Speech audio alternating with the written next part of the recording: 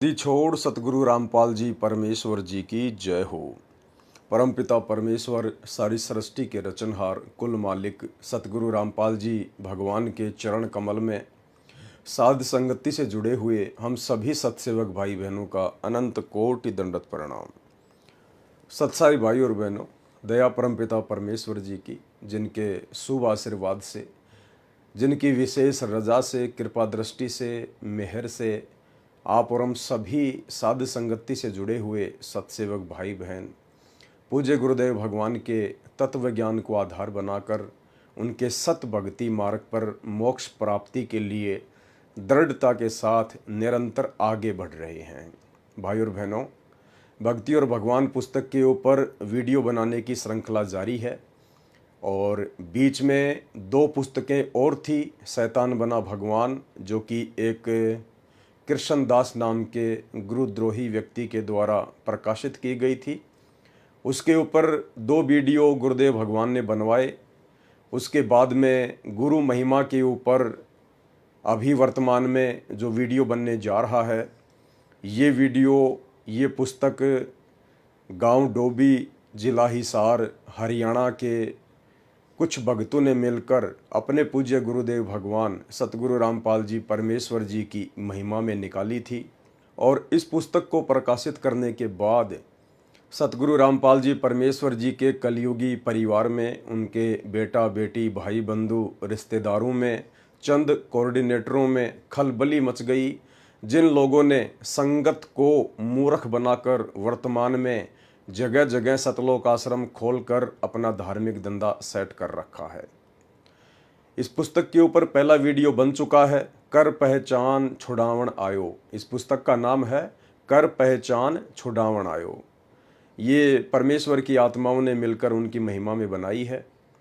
इस पुस्तक को पढ़ने के बाद सतलोक आश्रम मैनेजमेंट हरियाणा वालों में खलबली मच गई और उन्होंने आनन फानन में एक पीला पर्चा गांव डोबी, जिला हिसार, हरियाणा के 12-13 भक्तों के खिलाफ निकाल दिया गया कि आप लोगों ने ये पुस्तक क्यों निकाली है, और संगत को भड़का दिया गया कि ये पुस्तक संत रामपाल जी के विरोध में निकाली गई है। और उन भक्तों को 1 महीने का टारगेट दिया गया कि 1 महीने के अंदर अंदर हमें जवाब दीजिए कि आप इस पुस्तक को बांटना बंद करेंगे या नहीं, या फिर हमें आप लोगों को गुरुद्रोही घोषित करना पड़ेगा। तो पुस्तक का एक पार्ट आप भाई बहनों को सुना दिया गया है और कितनी अच्छी महिमा उन परमेश्वर की विशेष आत्माओं के द्वारा गुरुदेव भगवान की गई है। भाई और बहनों, ये आपने देख लिया। यानी ये काल का भयंकर षड्यंत्र है, कलयुग की बिचली पीढ़ी है। हर प्रकार से काल भगत आत्माओं को तोड़ने का प्रयास करेगा। जो व्यक्ति गुरु महिमा करेगा, जो व्यक्ति गुरु को भगवान मानेगा, जो व्यक्ति ज्ञान को आधार बनाकर भक्ति करेगा, काल उसको हर प्रकार से परेशान करवाएगा। क्योंकि परमेश्वर जी की स्वयं की वाणी है कि जो मम संत सत शब्द दृढ़ावे, वाक्य संग सब राड बढ़ावे। परमेश्वर ने कहा था कि जो मेरा भगत, जो मेरा संत इस सत भक्ति के ऊपर लोगों को दृढ़ करेगा, उसके साथ जो काल के दूत होंगे, जो निकम्मी आत्माएं होंगी, वो उनके साथ अच्छे से पेश नहीं आएंगी। उनके साथ में राग द्वेष ईर्ष्या करेंगी, उनके साथ में मन मुटाव करेंगी। तो भाई और बहनों, सन 2014 के बाद का समय आप और हम भक्तों की परीक्षा का समय है और इस परीक्षा के समय में हम केवल अपने गुरुदेव भगवान के ज्ञान को आधार बनाकर ही सफल हो सकते हैं।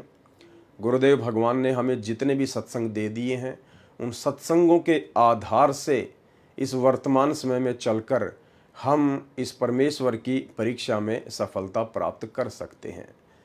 तो भाई और बहनों, ये पुस्तक आपके सामने है। आज हम इसके ऊपर दूसरा वीडियो बनाने जा रहे हैं और दास कल सतगुरु महिमा के अंतर्गत लाइव नहीं आ पाया था। रीज़न थोड़ी सी तबीयत ख़राब थी, सर्दी, खांसी, जुकाम, बुखार, जो कि सीजनल फीवर चल रहा है आजकल। तो मुझे भी बड़ा दुख है कि मैं परमेश्वर की महिमा नहीं कर सका। वैसे तो पिछले 3 दिन से ही दास घर पर ही था, क्योंकि दास ने 2 वीडियो एक्स्ट्रा बना रखे थे। इसलिए वो वीडियो परमात्मा ने लाइव चलवा दिए, अन्यथा हमें 3 दिन का रेस्ट लेना पड़ता। तो आज कुछ परमेश्वर जी के आशीर्वाद से तबीयत में जो है सुधार है। तो अब हम गुरुदेव भगवान की महिमा करेंगे। और आज भी गुरुदेव भगवान की महिमा ज़्यादा तो नहीं हो पाएगी क्योंकि तबीयत अभी भी उतनी स्वस्थ नहीं है। तो जितनी हो जाए उतनी ठीक है परमेश्वर जी के आशीर्वाद से। तो अब हम आगे की वीडियो पे चलते हैं। ये पुस्तक है कर पहचान छुड़ावन आयो, यानी पहचान करो अपने परमपिता परमेश्वर जी की, सर्व सृष्टि के रचनहार की, जिसने हमें मनुष्य जन्म दिया और मनुष्य जन्म देकर परमपिता परमेश्वर ने हमें अनमोल भक्ति बख्शी है। जो भक्ति 33 करोड़ देवी देवता ब्रह्मा विष्णु महेश इनके पास भी नहीं है और जिस भक्ति के बिना पूर्ण मोक्ष प्राप्त नहीं किया जा सकता है। तो उन भाई बहनों ने ये पुस्तक निकाली थी और ये उस पुस्तक का नाम है कर पहचान छुड़ावन आयो। और ये उन भगत भाई बहनों के नाम हैं जिनको गुरुद्रोही घोषित किया गया है सतलोक आश्रम मैनेजमेंट हरियाणा के द्वारा काल प्रेरणा से। ये नाम दास ने आपको पहले ही बता दिए थे। भगत संदीप दास, भगत ललित दास, भगत पंकज दास, भगत आशीष दास, भगत लखन दास, भगत अमित दास, भगत अजय दास, भगत करण दास दिल्ली, भगत शिवादास फरीदाबाद, भगत गौरव दास भिवानी हरियाणा, भगत पुनीत दास, भगत रोहित दास उत्तराखंड, भगत आकाश दास हरियाणा। इन सब की सभी आश्रमों, सभी नामदान केंद्रों तथा सत्संग में नो एंट्री की जाती है। ये सब आपके गुरुजी के खिलाफ चल रहे हैं और गुरुजी के मिशन के विरोध में काम कर रहे हैं। इन्होंने अलग से ग्रुप बना लिए हैं, अलग से पुस्तक छपवा रहे हैं। ये सब 1 महीने में जवाब दें ऐसा क्यों कर रहे हैं, नहीं तो गुरुद्रोही घोषित किया जाएगा। ये है इनका मनमाना फरमान सतलोक आश्रम मैनेजमेंट हरियाणा का। तो गुरु महिमा के अंतर्गत हम इस पुस्तक के पेज नंबर 13 को पढ़ चुके हैं और 13 के बाद में हम पेज नंबर 14 पर चलेंगे। तो हम यहाँ से शुरू करेंगे। साधु आवत देख कर मन में करे मरोड़, सो तो होसी चूहड़ा बसे गांव की खोड़। साधु यहाँ पर पूर्ण संत को भी कहा जाता है। जैसे आज धरती पर वर्तमान में पूर्ण संत सच्चे सतगुरु रामपाल जी परमेश्वर जी हैं और साधु शब्द भगत के लिए भी यूज किया जाता है। जैसे आप जी बार बार कबीर परमेश्वर जी के शब्दों के लास्ट में सुनते हो, कहे कबीर सुनो भाई साधो, कहे कबीर सुनो भाई साधो। तो साधु शब्द भगत के लिए भी प्रयोग होता है और साधु शब्द उस पूर्ण परमेश्वर कबीर जी के लिए भी प्रयोग होता है, जब वही कबीर परमेश्वर सतलोक से अपने तेज पुंज के नूरी शरीर को हल्का करके सतगुरु रूप में, संत रूप में, साधु रूप में अपना तत्व ज्ञान देने के लिए धरती पर प्रकट होते हैं। तो कहते हैं ऐसे साधु या भक्तों को आता हुआ देखकर यदि कोई मन में मरोड़ करता है, घमंड करता है, सो तो होसी चूहड़ा, कहते हैं वो तो चूहा बनता है और बसे गांव की खोड़, फिर वो गांव के नजदीक बिल बनाकर रहता है। परंतु इस आधुनिक जगत में सच्चे साधु मिलना बहुत कठिन है। बहुत सारे पाखंडी भेष बनाकर भगत समाज को लूटते हैं तथा उनके टुकड़ों पर अपना जीवन यापन करते हैं। भाई और बहनों, यही स्थिति वर्तमान में सतलोक आश्रम मैनेजमेंट हरियाणा की है। ये आम भगत समाज की नज़र में कौन सा आम भगत समाज, जिनको अभी तक सतगुरु रामपाल जी परमेश्वर जी का ये तत्व ज्ञान अच्छे से समझ में नहीं आया है, उन भक्तों की नज़रों में सतगुरु रामपाल जी परमेश्वर जी का कलयुगी परिवार, उनके बेटा बेटी भाई बंधु रिश्तेदार, ये कोऑर्डिनेटर बहुत ही अच्छे सुपीरियर सीनियर भगत बने हुए हैं। परंतु भाई और बहनों, हम सबको पता है कि वर्तमान में सतलोक आश्रम मैनेजमेंट हरियाणा ने सन 2014 में सतगुरुदेव भगवान जब से अपने मिशन के तहत संगत में छटनी करने के लिए हिसार जेल में गए हैं, अपनी लीला कर रहे हैं, उसके बाद से उनके परिवार वालों ने काल प्रेरणा से जगह जगह सतलोक आश्रम खोलकर धर्म को धंधा बना लिया है और बेचारी भोली भाली नादान संगत के ज्योति पाठ और दान के पैसे पर हराम के टूक तोड़ रहे हैं। परंतु इस आधुनिक जगत में सच्चे साधु मिलना बहुत कठिन है। बहुत सारे पाखंडी भेष बनाकर भगत समाज को लूटते हैं तथा उनके टुकड़ों पर अपना जीवन यापन करते हैं। भाई और बहनों, एक चीज हमने यहाँ पर विशेष तौर पर ध्यान रखनी है, परमात्मा की वाणियों का कई प्रकार से अर्थ निकलता है, लेकिन हम किस संदर्भ में वीडियो बना रहे हैं, हमने केवल उसी संदर्भ में उनके अर्थ को समझना है। यहाँ पर नकली साधु संतों के लिए भी इसका अर्थ निकाला जा सकता है, लेकिन हम यथार्थ 13वें कबीर पंथ से जुड़े हुए हैं और हमारे पंथ में कौन है वे लोग जो इस पंथ में गंदगी फैलाने का कुप्रयास कर रहे हैं, जो परमेश्वर की आत्माओं को भ्रमित करने का प्रयास कर रहे हैं। तो हमने केवल अपने भक्ति मार्ग के संदर्भ में, अपने आत्म कल्याण के संदर्भ में ही इन वाणियों का अर्थ निकाल के चलना है, तभी हम इनको समझ पाएंगे, हम सफल हो पाएंगे। क्योंकि अब हम सतगुरु रामपाल जी परमेश्वर जी की शरण में आ चुके हैं और हम जितने भी नकली साधु संत महात्मा हैं, हम उन सब के ज्ञान अज्ञान पाखंड से परिचित हो चुके हैं। हम उनके बहकावे में नहीं आने वाले हैं। परंतु अब कौन है जो हमें बहका सकता है, कौन है जो हमें भक्ति से विचलित कर सकता है। अब हमें यदि कोई भक्ति से विचलित करेगा तो हमारे ही पंथ में घुसकर, हमारी तरह भगत बनकर हमें काल प्रेरणा से डगमग करेगा। तो वो कौन है, उनकी पहचान सतगुरु रामपाल जी परमेश्वर जी के ज्ञान आधार से वर्तमान में हो चुकी है। वो काल प्रेरणा से वर्तमान में जो कार्य कर रहे हैं, स्वयं सतगुरु रामपाल जी परमेश्वर जी का कलयुगी परिवार है, उनके बेटा बेटी भाई बंधु रिश्तेदार हैं, जो आज काल प्रेरणा से और गुरु को मानुष मानकर अपने धार्मिक धंधे के लिए अपने स्वार्थों में लिप्त होकर माया की जकड़ में बुरी तरह से फंसकर अपने भी कर्म फोड़ रहे हैं और भगत समाज की भी दिन प्रतिदिन भक्ति विरुद्ध कर्म करवाकर मर्यादा तुड़वा रहे हैं। परंतु इस आधुनिक जगत में सच्चे साधु मिलना बहुत कठिन है। बहुत सारे पाखंडी भेष बनाकर भगत समाज को लूटते हैं तथा उनके टुकड़ों पर अपना जीवन यापन करते हैं। उन्हें भगवान और भक्ति से कोई मतलब नहीं है। सतलोक आश्रम मैनेजमेंट हरियाणा को, इन कोऑर्डिनेटरों को भक्ति और भगवान से कोई मतलब नहीं है, क्योंकि इनका मकसद केवल माया इकट्ठी करना है और मान बढ़ाई की भूख में अपने आप को संगत का सरदार समझना है। उन्हें भगवान और भक्ति से कोई मतलब नहीं होता है। वे चिकनी चुपड़ी बातों से भक्तों के सरल स्वभाव का आनंद उठाते हैं। साधुजन वाद विवाद में नहीं पड़ते और न ही किसी को कष्ट पहुंचाते हैं। उनका निजी कोई स्वार्थ नहीं होता है। साधु हमेशा परमार्थी होते हैं। साधु ऐसा चाहिए, दुखे दिखावे नाही, पान फूल छेड़े नहीं, बसे बगीचे माही। और साधुजन भक्ति के नाम पर आडंबर नहीं करते। वे तो परम तत्वों की भक्ति सूक्ष्म रूप में सहज मार्ग से किया करते हैं। वे इस प्रकार भक्ति करते हैं कि किसी को आभास भी नहीं होता कि वे भक्ति कर रहे हैं। श्वासों की माला पर हर पल परमात्मा का नाम लिया करते हैं और फूल पत्तियां तोड़कर किसी पूजा पाठ या आडंबर का हिस्सा नहीं बनते, नहीं ऐसी पूजा करने की प्रेरणा देते हैं। पान फूल छेड़े नहीं, बसे बगीची माही। फल प्रसाद व अन्य क्रिया तो सुमरन से बचने के लिए मन के किए गए खेल होते हैं, जिनमें ये मन हमेशा राजी रहता है।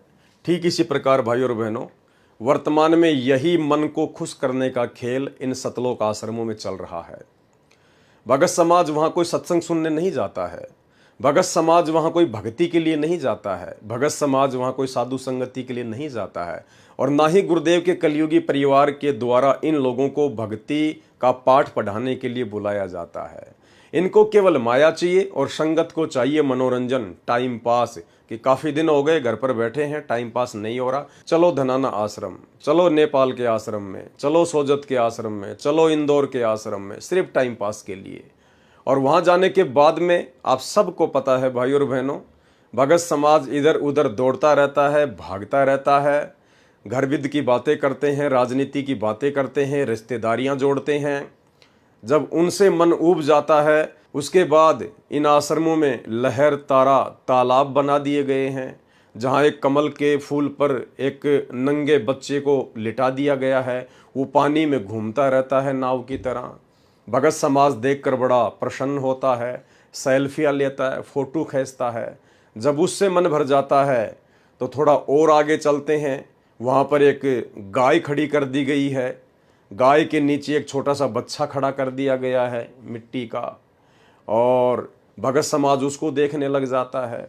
उससे मन भर गया तो फिर कबीर जी की झोपड़ी बना रखी है, आगे कबीर जी कपड़ा बुन रहे हैं, पीछे मिट्टी का पहाड़ है, भगत उसको देखने चले जाते हैं।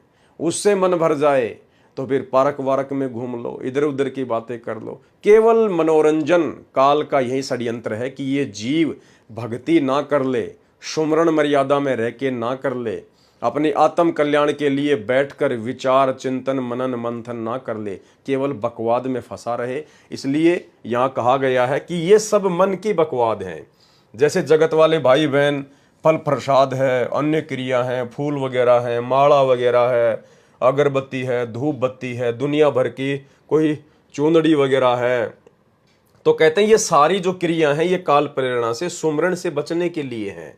तो कहते हैं ये जो सारी की सारी क्रियाएं हैं ये काल प्रेरणा से सुमरण से बचने के लिए हैं। फल प्रसाद व अन्य क्रियाएं तो सुमरण से बचने के लिए मन के किए गए खेल होते हैं, जिनमें ये मन हमेशा राजी रहता है, खुश रहता है। परंतु यह सुमिरन करने या शब्द में समाने से, एक रस हो जाने से हमेशा डरता है। काल यदि किसी चीज से डरता है तो गुरु महिमा और गुरु के द्वारा जो शब्द भगत को दे दिया गया है, जो मंत्र दे दिया गया है, जब भगत उसका सुमरण करता है तो काल को टेंशन शुरू हो जाती है, क्योंकि काल ने अपना एजेंट मन रूप में आप और हमारे साथ में छोड़ा हुआ है। और जैसे ही हम सुमरण करने को बैठेंगे ये तरह तरह की बातें हमारे दिमाग में घुमाना फिराना शुरू कर देगा। कोई रिश्तेदार की बात ला के खड़ी कर देगा, हमने यूट्यूब फेसबुक पर कोई वीडियो देखे हैं वो चीज़ें आने शुरू हो जाएंगी।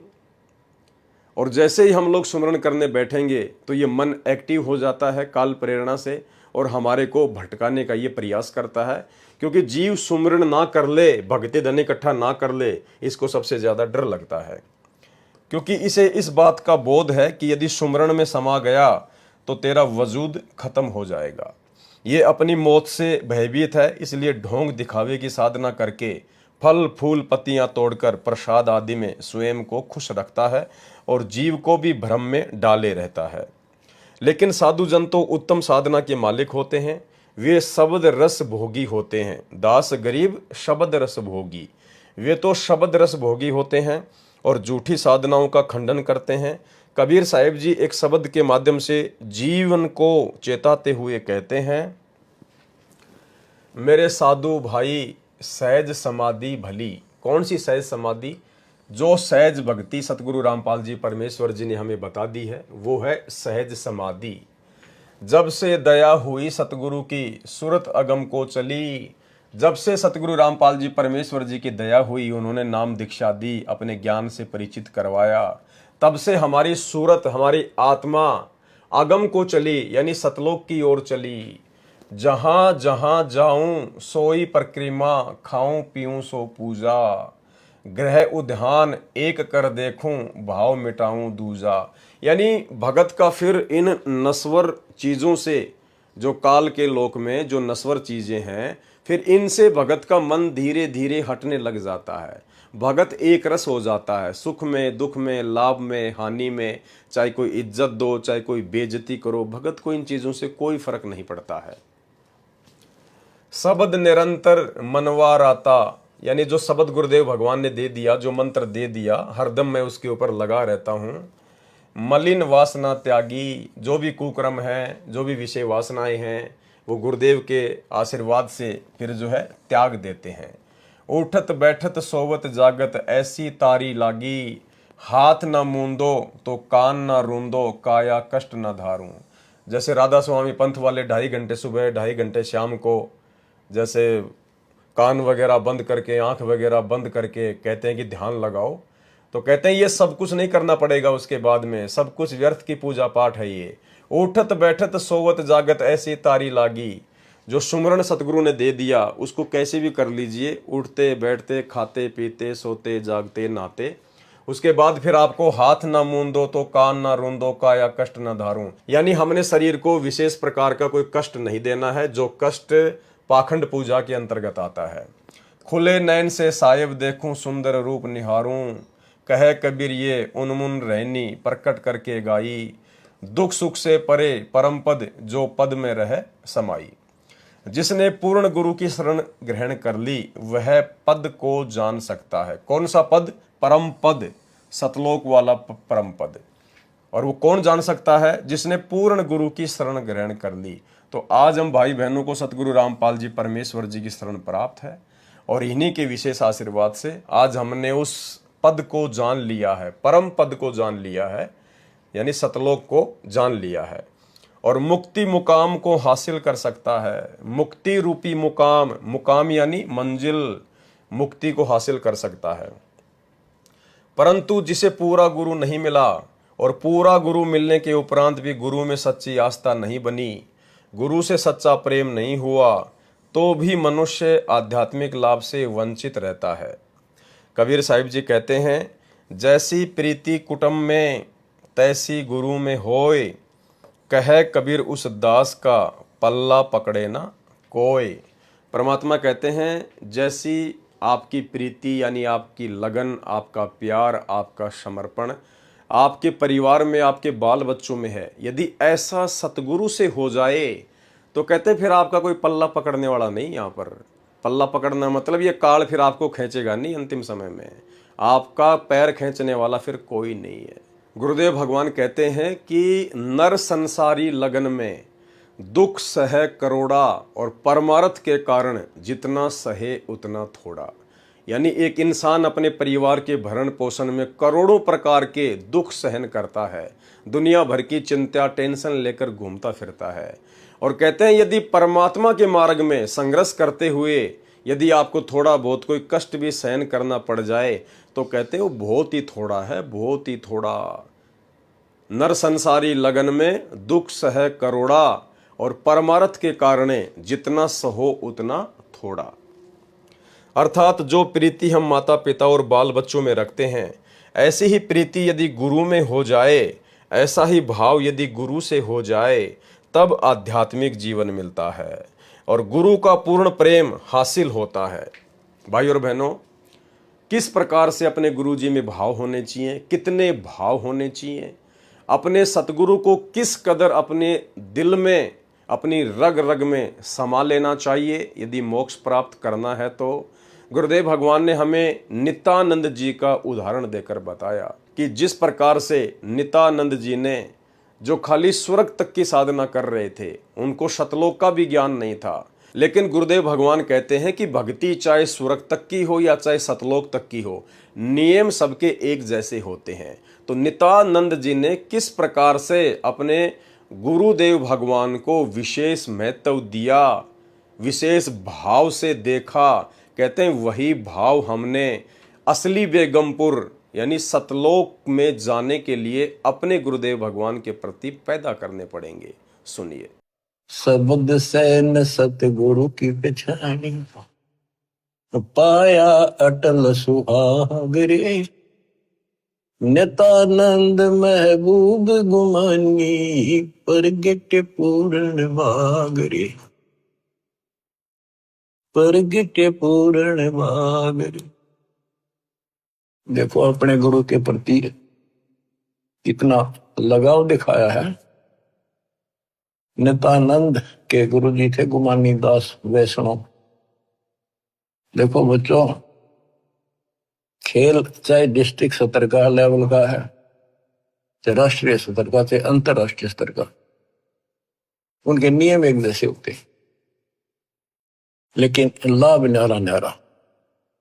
इसी प्रकार ये वैष्णव साधु थे, गुमानी दास थी, और ये गुरु पद पर, सही गुरु पद पर थे विष्णु जी के, क्योंकि सुखदेव ऋषि स्वर्ग से आकर इनको मिला था, इनको विष्णु जी का पाठ पढ़ाया, और हमारे को सतलोक से स्वयं परमात्मा हमारे गुरुदेव गरीबदास जी को मिले, उनको सतलोक का पाठ पढ़ाया, और वो परंपरा हमारे पास है। विष्णु वाली परंपरा नित्यानंद जी के पास थी। अब उसको इतना ही ज्ञान था, उसके ऊपर कुर्बान होगा, उस सत्र का लाभ उसने जरूर मिला होगा। तो अब हमारी आंख खुल गई कि इतना कुछ किया उस महापुरुष ने, और बात वही की वही रहेगी। अपनी किस्मत सराहो ही बात। गरीब सतगुरु के सजदा करूं, कर्म छुटाए कोट, जो ऐसे सतगुरु की निंदा करे यम तोड़ेंगे होठ। तो बच्चों क्या कहता है नित्यानंद जी, नित्यानंद महबूब गुमानी। महबूब सबसे प्रियतम, सबसे प्रिय आइटम मेरे गुरुदेव महबूब मुझे मिले। कोई पूर्ण भाग पिछले संस्कार उदय हुआ मेरा, तब ये सतगुरु संत मिले। बच्चों, ये निष्कर्ष निकाला जा रहा है दत्त मार्ग का। अर्थात जो प्रीति हम माता पिता और बाल बच्चों में रखते हैं, ऐसी ही प्रीति यदि गुरु में हो जाए, ऐसा ही भाव यदि गुरु से हो जाए, तब आध्यात्मिक जीवन मिलता है और गुरु का पूर्ण प्रेम हासिल होता है। परंतु लालच या चतुराई के कारण मनुष्य गुरु को कभी अपने घर के सदस्य की तरह नहीं समझता है, जबकि गुरु तो देही के पिता से भी बढ़कर होते हैं। कुछ चतुर लोग सतगुरु से भी मान सम्मान की आशा करते हैं और चाहते हैं कि सभी के सामने गुरु उनका नाम लेकर पुकारे, उनकी पीठ थपथपाए। परंतु जो ऐसी कुबद मन में सोचता है, वह तो नरक का अधिकारी है। कबीर साहिब जी कहते हैं, अहंकार अग्नि निस्दिन जले, गुरु से चाहे मान। कहते हैं जो व्यक्ति अपने सतगुरुदेव भगवान से इज्जत चाहता है, मान सम्मान चाहता है, कहते हैं वो तो दिन रात अग्नि में जलेगा। उसको यम न्योता दिया, बनो हमारे मेहमान। उसको फिर यमराज के दूत फिर उसको निमंत्रण देंगे कि आजा भाई, आप हमारे मेहमान बनो, अब हम देंगे आपको मान सम्मान, डंडे मार मार के, नरक में ठोक ठोक के। उनका तो यमदूत इंतजार कर रहे हैं कि मृत्यु के उपरांत तुम हमारे मेहमान बनोगे और मान सम्मान का प्रसाद हम खिलाएंगे। तुम इस बात को ध्यानपूर्वक समझ लो कि तुम्हारा ध्यान, ज्ञान और तुम्हारी अन्य पूजा साधना सब एक बनावटी है, काल के द्वारा दिया गया एक धोखा है। वास्तविक पूजा और वास्तविक ज्ञान तो गुरु के अतिरिक्त कुछ भी नहीं है। कबीर साहिब जी ने कहा है, मूल ज्ञान गुरु रूप है, मूल पूजा गुरु पांव, मूल नाम गुरु वचन है, मूल सत्य सद्भाव। तुम सच्चे भाव से गुरु की भक्ति में लग जाओ, गुरु के ऊपर न्योछावर हो जाओ और गुरु को ही परमात्मा समझकर उनसे प्यार करो, गुरु को ही परमात्मा समझकर उनसे प्रेम करो। ये भक्ति का मूल मंत्र है। मूल नाम गुरु वचन, यही तुम्हारी पूजा है, यही तुम्हारा धर्म है। इसके अतिरिक्त तुम्हारा जो भी ज्ञान है, जो भी तुम्हारी समझ है, वह तुम्हें नरकों में ले जाने वाली है। और वर्तमान समय में वह सच्चा गुरु बंदी छोड़ सतगुरु रामपाल जी भगवान है। यदि समय रहते इनकी पहचान नहीं करी और उनके चरणों में समर्पित नहीं हुए, तो तुम जन्म जन्म तक पछताओगे। भाइयों और बहनों, बहुत सारी बातें हैं। परमेश्वर जी ने आप और हम आत्माओं को एक मौका दिया है गुरु महिमा के अंतर्गत। अपनी पुस्तकों को माध्यम बनवाकर ये वीडियो बनवा रहे हैं, ताकि हम अच्छे से अपने गुरुदेव के द्वारा समझाए गए इस तत्व ज्ञान को अपने दिलो दिमाग में बैठा लें। और ये सारा सब कुछ इतना प्रबंध क्यों करवाया जा रहा है, इतना जोर क्यों लगाया जा रहा है? पिछले 30 वर्षों से सतगुरु रामपाल जी परमेश्वर जी ने आप और हम आत्माओं के हृदय में भक्ति की ज्योति जलाने के लिए, हमारी आत्मा को जागृत करने के लिए दिन रात एक कर दी। उसके बाद 2014 का बरवाला कांड, गुरुदेव भगवान अपने मिशन के तहत हिसार जेल में जाकर बैठ गए। वहाँ से भी परमात्मा हमें निरंतर विशेष संदेश नाम से सत्संग भेज रहे हैं, हमारी आत्मा को परमात्मा जगा रहे हैं। पिछले 8 वर्षों से परमेश्वर ने साध संगतियाँ शुरू करवा रखी हैं। परमेश्वर को एक सेकंड का चैन नहीं कि कहीं ये आत्मा काल के रंग में दोबारा से ना रंगी जाए। यानी इतना सब कुछ प्रयत्न क्यों किया जा रहा है, हमने इसके पीछे के मूल कारण को समझना पड़ेगा। भाई और बहनों, इसके पीछे का एक ही मूल कारण है कि ये जो भक्ति है वर्तमान में, जो सतगुरु रामपाल जी परमेश्वर जी ने हमें दी है, मोक्ष वाली भक्ति। भाई और बहनों, इस भक्ति मार्ग में मोक्ष केवल सतगुरु रामपाल जी परमेश्वर जी के धरती पर रहते सहते ही प्राप्त किया जा सकता है, या फिर सतगुरु रामपाल जी परमेश्वर जी ने इस पृथ्वी लोक को छोड़ने से पहले, यानी जितने समय के लिए परमात्मा सतगुरु रूप में आप और हमें ज्ञान समझाने के लिए आए हैं, जिस दिन सतगुरु रामपाल जी परमेश्वर अपने सतलोक को प्रस्थान कर जाएंगे, उसके बाद किसी का मोक्ष नहीं होगा, पूर्ण मोक्ष नहीं होगा, सतलोक नहीं जा पाएगा। अर्थात यदि हम सतगुरु रामपाल जी परमेश्वर जी से उपदेश ले लेते हैं, उनसे सारे मंत्र प्राप्त कर लेते हैं और आजीवन उनकी मर्यादा में रहते हैं, और गुरुदेव भगवान के रहते सहते यदि हमारा शरीर छूट जाता है तो हम सतलोक जाएंगे, परमात्मा हमें शब्द रूप में सतलोक छोड़कर आएंगे। दूसरी वो आत्माएं पूर्ण मोक्ष प्राप्त कर सकती हैं जिन आत्माओं ने गुरुदेव भगवान के रहते सहते उनसे उपदेश प्राप्त कर लिया, सारे मंत्र प्राप्त कर लिए।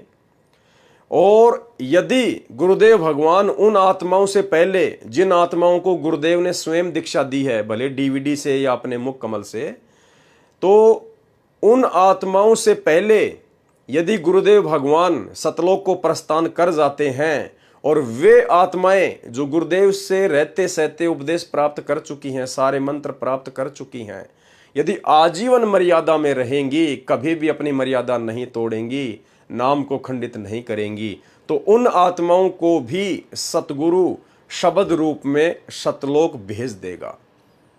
लेकिन उसके बाद, यानी गुरुदेव भगवान के सतलोक चले जाने के बाद यदि कोई उपदेश प्राप्त करेगा, कोई दीक्षा लेगा, तो भाई और बहनों पूर्ण मोक्ष नहीं हो पाएगा, बिल्कुल नहीं हो पाएगा। इसलिए परमात्मा इतना जोर लगा रहे हैं।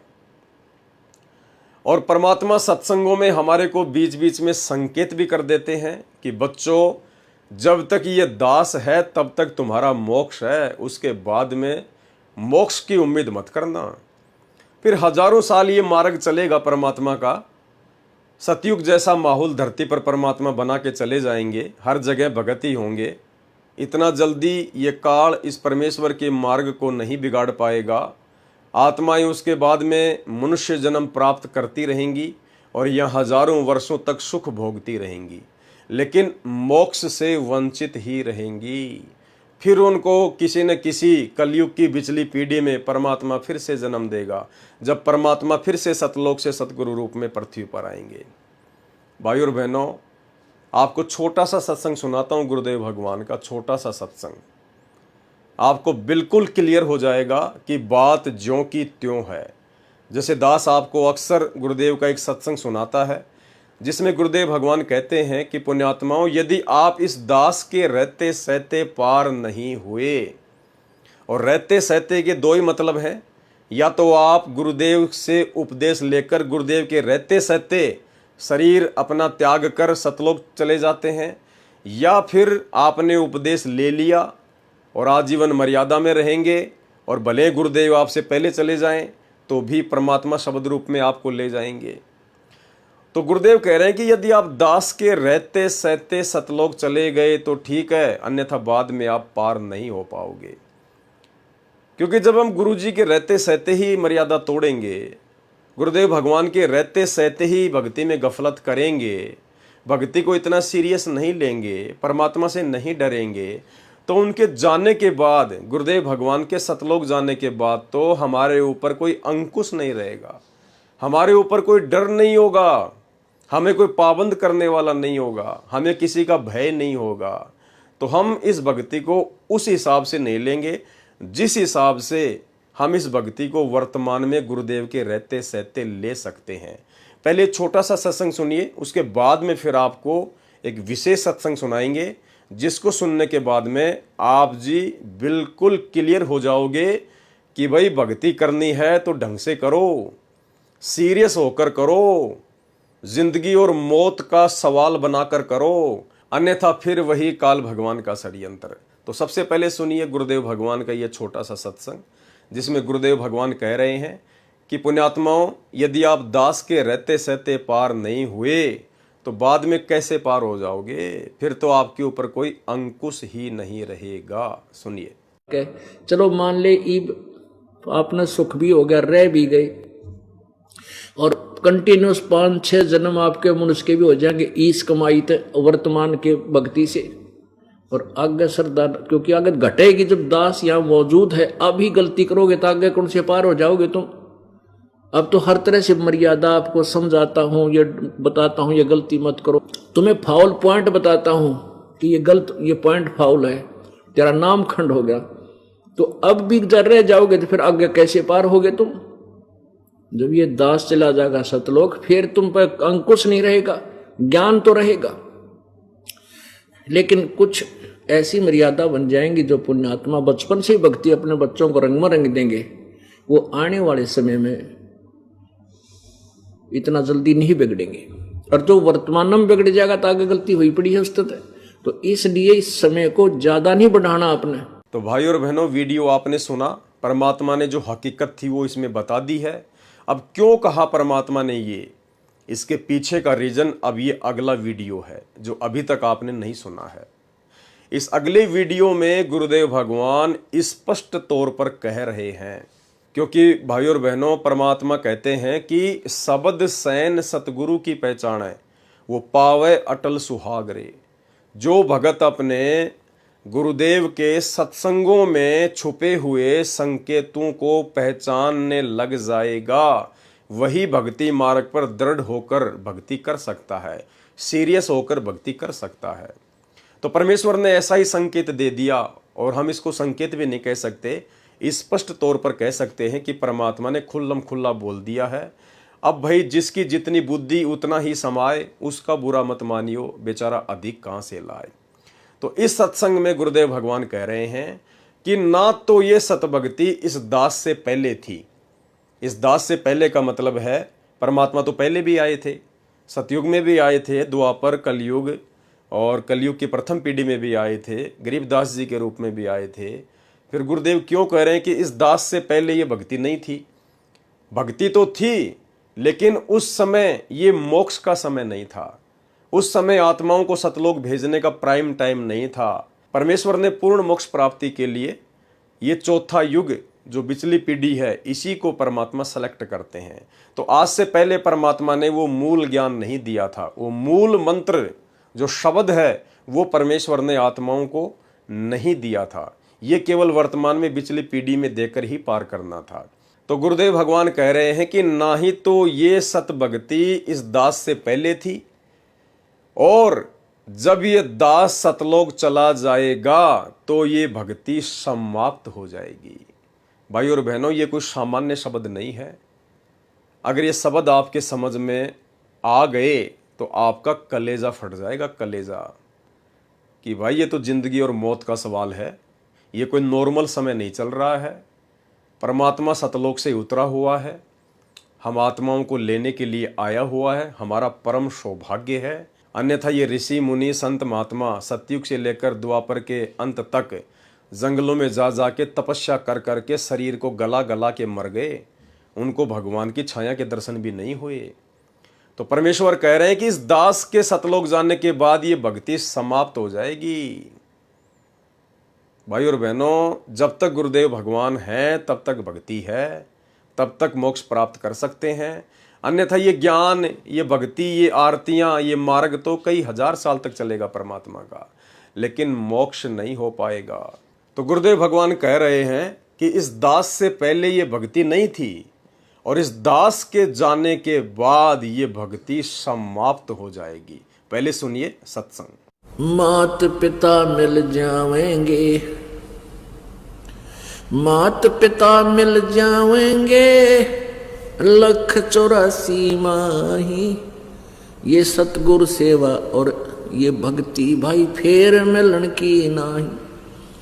इससे पहले नहीं थी यह भक्ति, और इस दास के बाद यह भक्ति समाप्त हो जाएगी। अब तो चलेगी कुछ वर्षों तक, फिर कलयुग तो बहुत लंबा चौड़ा विशेष है, उसमें ये नहीं रहेगी लास्ट में। भाई और बहनों, वीडियो आपने सुन लिया। हाथ कंगन को आरसी क्या, पढ़े लिखे को फारसी क्या। अब इसके उल्टे सीधे अर्थ निकालने वाले निकालते रहेंगे। कुछ लोग कहेंगे भाई गुरुजी कह रहे हैं कि भाई चलेगी, हजारों साल चलेगी, हजारों साल चलेगी। हजारों साल तक भक्ति चलेगी, हजारों साल तक परमात्मा का मार्ग चलेगा, लेकिन उन हजारों वर्षों में पूर्ण मोक्ष प्राप्त किसी को नहीं हो पाएगा। भाई परमात्मा के चले जाने के बाद भक्ति समाप्त हो जाएगी, इसका मतलब क्या है? अरे परमात्मा कोई मरता है क्या जो परमात्मा के जाने के बाद भक्ति समाप्त हो जाएगी? भाई परमात्मा के चले जाने का मतलब क्या है कि शरीर रूप में जो परमेश्वर सतलोक से आए हुए हैं हमें भक्ति देने के लिए, जब परमात्मा इस संत रूप को छोड़कर त्याग कर या सशरीर जैसे भी हैं धरती से चले जाएंगे, उसके बाद में फिर मोक्ष प्राप्ति की उम्मीद मत करना। ये मार्ग तो चलेगा परमात्मा का, हजारों साल चलेगा, परमात्मा ऐसा माहौल बना के चले जाएंगे, लेकिन फिर मोक्ष प्राप्त नहीं हो पाएगा भाई और बहनों। अन्यथा परमात्मा को धरती पर आने की जरूरत क्या थी? ये काम तो परमात्मा सतलोक में बैठा बैठा भी कर सकता है, क्योंकि समर्थ तो उसी को कहते हैं जो कुछ भी कर दे, कहीं से भी कर दे। तो भाई जिस प्रकार परमात्मा ने सतलोक में बैठे बैठे हम असंख्य आत्माओं को इस काल की जेल में भेज दिया, तो क्या वो परमात्मा सतलोक में बैठा बैठा हम आत्माओं को आज वापस सतलोक में नहीं ले सकता था? क्यों आना पड़ा परमात्मा को? क्योंकि परमेश्वर स्वयं आकर ही आत्माओं को लेकर जाते हैं। इसलिए भाई और बहनों, ये परमात्मा तो हमेशा रहता है, ये तो सदा ही रहता है। फिर कलयुग के एंड में भी भक्ति समाप्त क्यों होगी? अगर कोई ये कहे कि भाई ये तो कलयुग के एंड में समाप्त होगी, तो कलयुग के एंड में भक्ति समाप्त क्यों होगी? क्या कलयुग के एंड में ये परमात्मा क्या मर जाता है? क्या परमात्मा का नाश हो जाता है कलयुग के एंड में? तो भाई संकेतों को समझो। परमात्मा ने स्पष्ट कह दिया है कि ना ये भक्ति दास से पहले थी और ना ये भक्ति दास के जाने के बाद रहेगी। यानी मोक्ष नहीं होगा, बाकी मार्ग परमात्मा का हजारों साल तक चलेगा भाई और बहनों। इसीलिए परमात्मा ने पहले वाली वीडियो में कहा था, जो आपने सुना, कि यदि तुम दास के रहते सहते पार नहीं हो पाए तो फिर दास के जाने के बाद तुम बिल्कुल भी पार नहीं हो पाओगे। भाई जब गुरुदेव भगवान के परिवार ने उनके रहते सहते भक्ति मार्ग में इतना आडंबर और इतना पाखंड फैला दिया है काल प्रेरणा से, जैसे भक्तों से राजनीति करवाना, राजनेताओं का समर्थन करवाना, राजनेताओं की रैलियों में बसें भर भर के भक्तों को लेके जाना, गुंडों की सीबीआई जांच का समर्थन कर देना, गुंडों की सीबीआई जांच के समर्थन में भगत लोग रैलियां निकाल रहे हैं, उन गुंडों की सीबीआई जांच के लिए भक्तों के दान का 5-5 लाख रुपया चंदे के रूप में दिया जा रहा है, आरक्षणों में भगत समाज को बैठाया जा रहा है, अन्य दुनिया भर के आडंबर, कहीं पे कोई स्टेडियम खोल रहे हैं, कहीं एम्बुलेंस चला रहे हैं, कहीं बसें चला रहे हैं, कहीं अपने धार्मिक धंधे को चलाने के लिए गांव वालों के लिए रोडें बनाई जा रही है।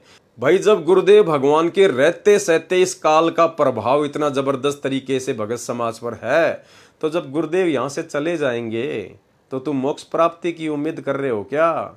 सौपन भी मत लेना, सौपन भी। इसलिए परमात्मा कहते हैं कि ये गोल्डन चांस है, थोड़े से समय का गोल्डन चांस है। अरे हजारों साल यदि मोक्ष होना होगा तो हजारों साल का समय गोल्डन चांस नहीं होता। गोल्डन चांस होता है थोड़ा सा समय, और जिस समय ये गोल्डन चांस आता है, कलयुग की बिचली पीढ़ी आती है, उस समय ये काल भाई और बहनों हमारे अंदर ये कुबद रूपी खुजली चला देता है। एक सत्संग में गुरुदेव भगवान ने बताया कि एक अंधा व्यक्ति गलती से एक स्टेडियम के अंदर घुस गया। अब स्टेडियम बिल्कुल गोलाई में, दीवार, बहुत लंबा चौड़ा क्षेत्र, और बाहर निकलने का केवल एक छोटा सा रास्ता, 3x6 का गेट, जैसे आप और हमारे घरों में होता है। अब उसने आवाज़ लगाई, लेकिन सुनने वाला कोई नहीं था। तो अंधे ने दिमाग लगाया कि मैं दीवार के सहारे चलता हूँ, हाथ लगा के, आंखों से तो देख नहीं सकता, तो हाथ लगा के दीवार के साथ साथ चलता हूँ, कहीं न कहीं तो दरवाज़ा आएगा।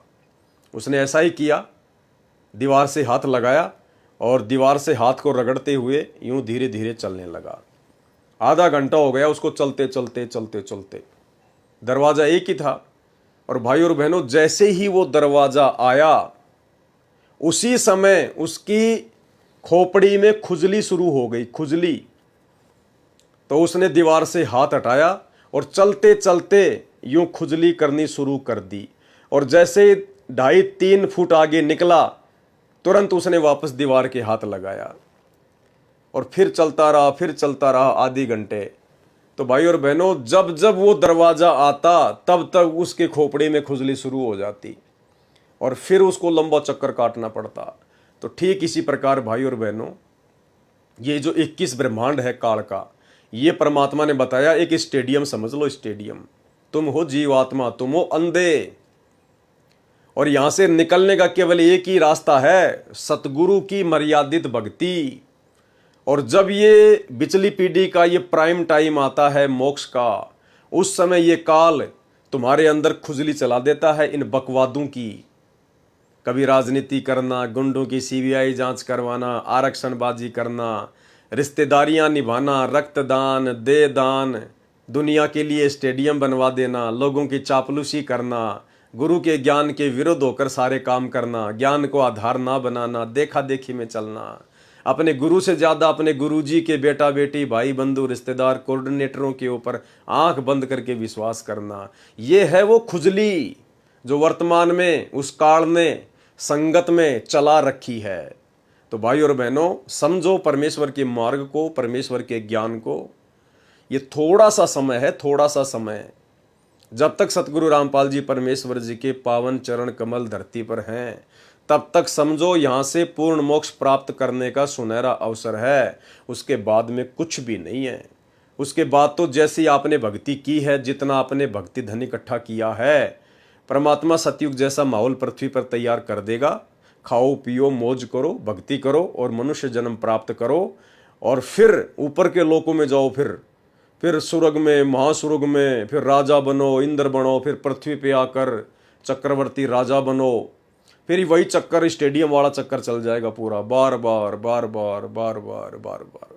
तो भाई और बहनों, आप जितने भी साथ संगति से जुड़े हुए भाई बहन हैं, ये आप विशेष तौर पर समझ लेना कि ये जो सत्संग है गुरुदेव भगवान के जो आपको सुनाए जा रहे हैं, ये केवल आप ही की बुद्धि स्वीकार कर रही है। इन सत्संगों को अन्य लोगों की बुद्धि स्वीकार नहीं करेगी। दुनिया वाले तो गुरु जी को परमात्मा मानते ही नहीं, वो तो इनको एक संत भी नहीं मानते। और जो सतलोक आश्रमों से जुड़े हुए भाई बहन हैं, उनकी बुद्धि अभी खुल नहीं रही। एक दो बेचारा कोई ऐसा है जिसको परमात्मा दया करते हैं तो वो सुनता है, और सुनता है और साथ संगति में आने की सोचता है तो उसको उनके कोऑर्डिनेटरों के द्वारा डरा दिया जाता है, धमका दिया जाता है। तो भाई और बहनों, ये विशेष दया, ये विशेष मेहर सतगुरु रामपाल जी परमेश्वर जी ने आप और हम साथ संगति वाले भाई बहनों के ऊपर बख्शी है। और गुरुदेव भगवान के इन अमृत वचनों को गांठ बांध लो। ये परम सत्य वचन है परमात्मा के। ये वीडियो एक बार फिर से सुन लो, जिसमें गुरुदेव कह रहे हैं कि इस दास से पहले भक्ति नहीं थी और इस दास के बाद ये भक्ति समाप्त हो जाएगी। समाप्त, समाप्त का मतलब मार्ग चलेगा, लेकिन वो मोक्ष का जो दरवाजा है वो बंद हो जाएगा। फिर वो मोक्ष का दरवाजा उसी समय खुलेगा जब ये कलयुग की बिचली पीढ़ी आएगी, और जिस समय यही परमात्मा पुनः सतगुरु रामपाल जी परमेश्वर जी के चोले में धरती पर पुनः प्रकट होंगे। उससे पहले फिर मौका नहीं है। सुनिए सत्संग। मात पिता मिल जाएंगे, मात पिता मिल जाएंगे, 184 माही, ये सतगुरु सेवा और ये भक्ति भाई फेर मिलन की नाही। इससे पहले नहीं थी यह भक्ति, और इस दास के बाद यह भक्ति समाप्त हो जाएगी। अब तो चलेगी कुछ वर्षों तक, फिर कलयुग तो बहुत लंबा चौड़ा विशेष है, उसमें ये नहीं रहेगी लास्ट में। वर्तमान समय में वह सच्चा गुरु बंदी छोड़ सतगुरु रामपाल जी भगवान है। यदि समय रहते इनकी पहचान नहीं करी और उनके चरणों में समर्पित नहीं हुए तो तुम जन्म जन्म तक पछताओगे।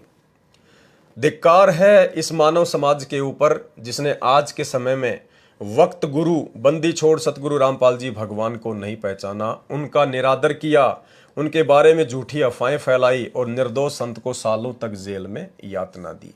ये हैं वो भगत जिन्होंने गुरु महिमा के अंतर्गत ये पुस्तक लिखी है, और उन भगतों को गुरुद्रोही घोषित कर दिया गया है सतलोक आश्रम मैनेजमेंट हरियाणा के द्वारा। तो भगत जी जो प्रत्येक बात लिख रहे हैं वो परमेश्वर के तत्व ज्ञान के आधार पर लिख रहे हैं। क्या कहा भगत जी ने कि जब गुरु आता है धरती पर तो दुनिया उस वक्त गुरु को नहीं पहचान पाती, उस प्रेजेंट गुरु को नहीं पहचान पाती है, उसके अलावा किसी अन्य को भगवान मान के पूजती रहती है। ये दुनिया वाले तो ब्रह्मा विष्णु महेश को, अन्य देवी देवताओं को परमात्मा मान के पूजते हैं, गुरु को भगवान नहीं मानते, कहते वो तो इंसान है, इंसान भगवान कैसे हो गया? अरे श्री रामचंद्र जी क्या गेंडे का रूप बना के आए थे? श्री कृष्ण जी क्या मगरमच्छ बन के आए थे? या उनके कोई सींग थे, कोई पूंछ थी? भाई तुमने उनको भगवान क्यों मान लिया? वो भी तो इंसान रूप में थे। तो भगवान आएगा तो कोई सींग लगा के थोड़ी आएगा, कोई आडंबर करके थोड़ी आएगा। इंसान है हम, तो इंसान जैसा ही बन के आएगा। अब भगवान हाथी बन के आएगा तो क्या सत्संग सुनाएगा? हम क्या सुनेंगे, क्या समझेंगे?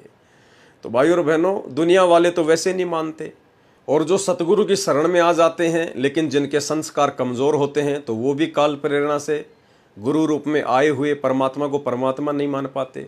काल अपने विशेष दूत उस समय उस सतगुरु के आसपास भेज देता है, पैदा कर देता है। जैसे आज सतगुरु रामपाल जी परमेश्वर जी के बेटा बेटी, भाई बंधु रिश्तेदार, इन कोऑर्डिनेटरों के रूप में ये काल के दूत धरती पर पैदा हैं। ये भक्तों को इन्हें भगवान मानने नहीं दे रहे। अगर संगत सतगुरु रामपाल जी परमेश्वर जी को सात संगति की वीडियो देखकर भगवान मानना भी चाहती है, तो उनके परिवार वाले, ये आश्रम मैनेजमेंट वाले, ये जानबूझकर बकवाद करते हैं। वो लोग उस कबीर को ही भगवान बताने में लगे रहते हैं कि जो दाढ़ी मूछ वाला है वही भगवान है, जो कबीर दास है वही भगवान है, हमारे गुरुजी तो उनके अवतार हैं, हमारे गुरुजी तो भगवान के दास हैं, भगवान के भेजे हुए प्रतिनिधि हैं। अगर कोई भगत आत्मा गुरु को भगवान मानना भी चाहे तो फिर वो काल के एजेंट बीच में रोड़ा पैदा करते हैं। तो उसके लिए गुरुदेव भगवान ने एक सत्संग में बताया कि यदि आपको पूर्ण मोक्ष प्राप्त करना है तो आपने वक्त गुरु को, प्रजेंट गुरु को परमात्मा तुल्य मानना पड़ेगा।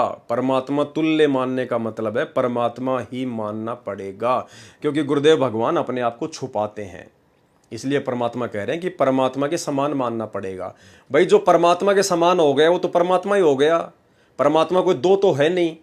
तो यहाँ गुरुदेव के संकेत को समझो कि परमात्मा के समान मानना पड़ेगा, यानी परमात्मा ही मानना पड़ेगा, क्योंकि परमात्मा के समान कोई दूसरा नहीं होता। परमात्मा एक ही है पूरी सृष्टि का, उसके समान यदि कोई हो गया तो फिर वो भी फिर परमात्मा हो गया। तो समझिए परमात्मा के संकेत को गुरुदेव भगवान अपने आप को छुपाते हैं, लेकिन शब्दों पे ध्यान दो कि जब तक आप वक्त गुरु को, यानी प्रजेंट गुरु को, तो वर्तमान में हमारे वक्त गुरु कौन है? सतगुरु रामपाल जी परमेश्वर जी हैं, ये प्रजेंट गुरु हैं। जब तक हम इनको भगवान नहीं मानेंगे, कबीर साहब नहीं मानेंगे, तब तक हम मोक्ष के अधिकारी नहीं बन सकते। सुनिए। तो ये शिक्षा इसलिए आवश्यक थी कि हम अपने भगवान को पहचान लेंगे और सदग्रंथों को आंखें देख लेंगे। तो 600 वर्ष पहले आकर परमात्मा 64 लाख को की बैटरी चार्ज करके चले गए। वो पार तो नहीं हुए, ना होने थे, क्योंकि जब तक हम प्रेजेंट गुरु को परमात्मा तुल्य मान कर उसके प्रति व्यवहार नहीं करेंगे, हम पार नहीं हो सकते। चाहे कितनी भक्ति कर ले, भक्ति अलग चीज है, वो आपको मिल जाएगी, लेकिन पार होने के लिए आपको प्रेजेंट गुरु को परमात्मा तुल्य मानना होगा। तो हम उस समय कबीर जी को भगवान नहीं मान सकते थे, चाहे हमारे कितने सुख हो गए थे, क्योंकि उन भ्रमित करने वाले अज्ञानी गुरुओं ने, ब्राह्मणों ने, ऋषि महर्षि नकलियों ने परमात्मा की सिद्धांत उलट बता रखा था और वेदों की आड़ में बता रखा था, पुराणों के समर्थन देकर बता रखा था, और वो संस्कृत के ज्ञाता थे, सब ग्रंथ संस्कृत में लिपिबद्ध थे। कबीर परमेश्वर जी को वो कहते थे वो तो अशिक्षित है, उसने इसको वेदों का ज्ञान, पुराणों का और गीता का ज्ञान नहीं हो सकता। तो इसलिए हम उस समय के जो साधक थे ये बात सच्ची मान लिया करते कि कबीर जी अनपढ़ हैं, ये वेद व्याद तो जानते नहीं, पर हमारा काम खूब चल रहा है, इनकी आशीर्वाद में लाभ जरूर हो रहा है। हम इतने थे, और वो दयालु महिमा के भूखे नहीं है। वो तुम उनकी तो महिमा ओत प्रोत है और फलो है, उसने को मानना चाहे मत मानो, वो तो समर्थ है। उनकी महिमा को गाओ चाहे मत गाओ, वो तो स्वयं ही समर्थ है। इसलिए जो असमर्थ होते हैं ना, वो दिखा कर टोर टार दिखा कर मेरी कुछ महिमा हो जा, समर्थ है उसने जरूरत है कोई ना। वर्तमान समय में संत रामपाल जी महाराज जी से अधिक प्रतिभाशाली न तो कोई राजनेता है, न कोई विद्वान, और न ही कोई पदाधिकारी। हर एक इंसान को संत रामपाल जी भगवान को अपने सर का ताज समझना चाहिए और उनकी जी हजूरी में तन मन धन को कुर्बान कर देना चाहिए। वेद पुराण और साधु संत सब ने कही निज बात, गुरु से अधिक ना दूसरा, क्या हरि क्या पितु मात। फिर तो ये पूर्ण जगत गुरु है, यही अनंत ब्रह्मांडों के स्वामी है। ये वचन सुनने में कटु लग सकते हैं, परंतु समय आने पर ये मीठे हो जाएंगे। इतना बड़ा कबीर पंथ का फैलाव है। करीबन 19 देशों में कबीर पंथ के आश्रम हैं तथा उनके प्रचारक घूमते हैं, परंतु कबीर साहिब ही पूर्ण ब्रह्म थे, ये बात पूरे कबीर पंथ में कोई नहीं जान पाया। तो वे अपने आप को किस आधार पर कबीर पंथी मानते हैं? जब वे कबीर साहिब को जानते ही नहीं तो कैसे कबीर पंथी हो सकते हैं? और भाइयों और बहनों, यही कहानी सतलोक आश्रम मैनेजमेंट हरियाणा वालों पे चरितार्थ हो रही है। 90% संगत के ऊपर चरितार्थ हो रही है, जो संगत सतलोक आश्रमों से जुड़ी हुई है। एक सत्संग में गुरुदेव भगवान ने बताया कि ये जितने भी कबीर पंथी हैं, इन्होंने केवल अपने अपने आश्रमों में ढोल पीट दिया कि कबीर साहिब भगवान है, कबीर साहिब भगवान है, लेकिन बाहर समाज में ये लोग नहीं बता पाए, क्योंकि इनको अंदर से विश्वास नहीं था, इनको डर था, इनको भय था समाज का कि समाज हमें धिक्कारेगा। इसलिए इन कबीर पंथियों ने समाज में जाकर कभी भी ढोल नहीं पीटा कि कबीर ही परमात्मा थे। केवल अपने अपने आश्रमों में अपने अपने भक्तों को बता दिया, अपने दान धर्म के चक्कर में, कि कबीर साहिब सतगुरु हैं, कबीर साहिब परमात्मा हैं। और ये स्थिति भाई और बहनों वर्तमान में सतलोक आश्रम मैनेजमेंट हरियाणा वालों की है, गुरुदेव भगवान के कलयुगी बेटा बेटी भाई बंधु रिश्तेदारों की है, इन कोऑर्डिनेटरों की है। इन्होंने केवल अपने धार्मिक धंधे के लिए भगत समाज को मूर्ख बनाते हुए इन आश्रमों के अंदर ही ढोल पीटा, और वर्तमान में भी केवल आश्रमों में ढोल पीट रहे हैं कि संत रामपाल जी भगवान है, संत रामपाल जी भगवान है। लेकिन समाज में ये लोग इस बात को बताने से डरते हैं, कतराते हैं कि संत रामपाल जी ही कबीर हैं, संत रामपाल जी ही अल्लाह हैं, संत रामपाल जी ही परमात्मा है। इस बात को आम समाज में बताने से ये लोग डरते हैं, इसीलिए वो कबीर जी की दाढ़ी मूंछ वाली फोटो को ये लोग सबसे आगे रखते हैं, ताकि लोग हमारा विरोध ना कर दें, लोग हमसे जुड़ना बंद ना कर दें और हमारा धार्मिक धंधा बंद ना हो जाए। सुनिए गुरुदेव भगवान का ये छोटा सा सत्संग, जिसमें परमात्मा कह रहे हैं कि केवल आश्रमों में ढोल पीट सकते हैं ये कबीर पंथी, लेकिन बाहर समाज में ये बताने की इनकी हिम्मत नहीं पड़ी कि कबीर ही भगवान है। ठीक इसी प्रकार सतलोक आश्रमों के अंदर ही केवल हमारे भगत भाई बहन ढोल पीट सकते हैं कि संत रामपाल जी भगवान है, संत रामपाल जी भगवान है, लेकिन बाहर समाज में ये दाढ़ी मूंछ वाले कबीर को ही भगवान बताते हैं। सुनिए, हमारे कबीर पंथियों को भी ज्ञान नहीं है पूर्ण, सत्कर मान लेना, क्योंकि हिम्मत नहीं हुई उन लोगों की, उन महापुरुषों की, कि समाज में डंका मार दें कि हमारे कबीर साहब पूर्ण परमात्मा है। अपने अपने आश्रम में तो ढोल पीट दिए, क्योंकि वहां तो वही भगत जन जाते हैं जो कबीर पंथी हैं। उनको जैसे कहोगे वैसे ही मान लेते हैं, क्योंकि उनको शास्त्रों का ज्ञान इन्हें भी नहीं ना होने के कारण ये घबरा जाते हैं कि कहीं समाज ये ना कहे कि तुम राम और कृष्ण को छोटा क्यों बता रहे हो। हम छोटा बता ही नहीं रहे, ये तो गीता बता रही है, महाभारत बता रही है, विष्णु पुराण बता रहा है, वही हम सुना रहे हैं। फिर कोई आदमी ऐसा नहीं है जो वैसे ही अपने आप ही कोई सिर फड़वा हुआ, नहीं। हर इंसान बुद्धिजीवी है और शास्त्र ही आधार है। हर संत, हर परमात्मा के गुणगान गाने का एक मीडिया वही बना है। तो भाई और बहनों, सतगुरु रामपाल जी परमेश्वर ही कबीर परमात्मा है, रियल भगवान है। ये ढोल पीटने की जिम्मेदारी परमात्मा ने हम सत्सेवकों को दी है। ये विशेष सेवा परमात्मा ने हम सत्सेवकों के ऊपर बख्शी है, और हम खुलकर दिन रात गुरु महिमा के अंतर्गत पिछले 8 वर्षों से डंके की चोट पर कह रहे हैं कि संत रामपाल जी ही परमात्मा है। और उसका प्रमाण हमने वो कबीर जी की दाढ़ी मूंछ वाली जो नकली फोटो है, उसको हजारों की संख्या में सत्सेवक भाई बहनों ने फाड़ फाड़ के सोशल मीडिया पर वीडियो बना बना के डाले हैं कि ये तो मुर्दा फोटो है, ये तो नकली कबीर है, असली कबीर तो सतगुरु रामपाल जी परमेश्वर जी हैं। तो ये विशेष सेवा परमेश्वर ने हम सत्सेवकों को बख्शी। आज कबीर साहिब के वचनों के अनुसार वे खुद ही चलकर आए हैं। यानी 650 साल पहले कबीर जी ने धर्मदास जी से कबीर सागर में लिखवा दिया था कि भाई धर्मदास, जब कलयुग की पिछली पीढ़ी आएगी, 12वां पंथ गरीबदास जी का चल चुका होगा, तब उसके अंत में मैं खुद ही 12वें पंथ में जाऊंगा। 12वें पंथ हम ही चलावें, हम ही यानी कबीर जी, 12वें पंथ में हम ही चल आवें, सब पंथों को मिटाकर एक पंथ चलावें। और दूसरी तरफ परमात्मा ने काल के सामने, क्योंकि काल के सामने परमात्मा जोगजीत रूप में थे, इसलिए परमात्मा ने काल के सामने थोड़ा सा भेद रखा था कि मेरा भगत जाएगा, मेरा अंश जाएगा, मेरा दास जाएगा।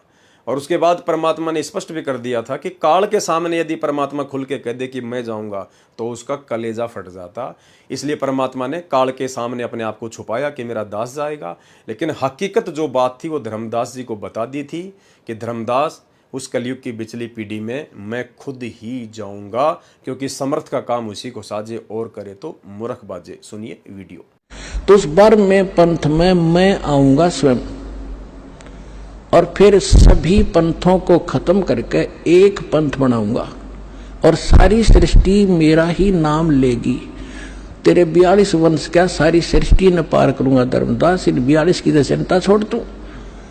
तब उसका दिल डटा था, और काल के सामने परमात्मा ने थोड़ा सा भेद रखा कि मैं अपना अंश भेजूंगा। आज कबीर साहिब के वचनों के अनुसार वे खुद ही चल कर आए हैं, जिन्होंने समस्त कबीर पंथ के ज्ञान को उजागर किया है और समस्त धार्मिक ग्रंथों को सही रूप में समझाया है। वेद, शास्त्र और अन्य ग्रंथों को आम जनता सदियों से पढ़ती आ रही है, लेकिन किसी ने भी उनका सही अर्थ नहीं समझा। फिर भी यदि उन्हें नहीं समझ पाओगे, यदि नहीं जान पाओगे, तो आप जैसा मूर्ख कोई नहीं। अगर इतने सारे प्रमाण देने के बाद में वेदों में, गीता में, कुरान में, पुराण में कि कबीर ही भगवान है, और वो कबीर वर्तमान में है कौन, है कहाँ, यदि कोई ये समझे कि वो कबीर सतलोक में बैठा है तो हमारे किस काम का।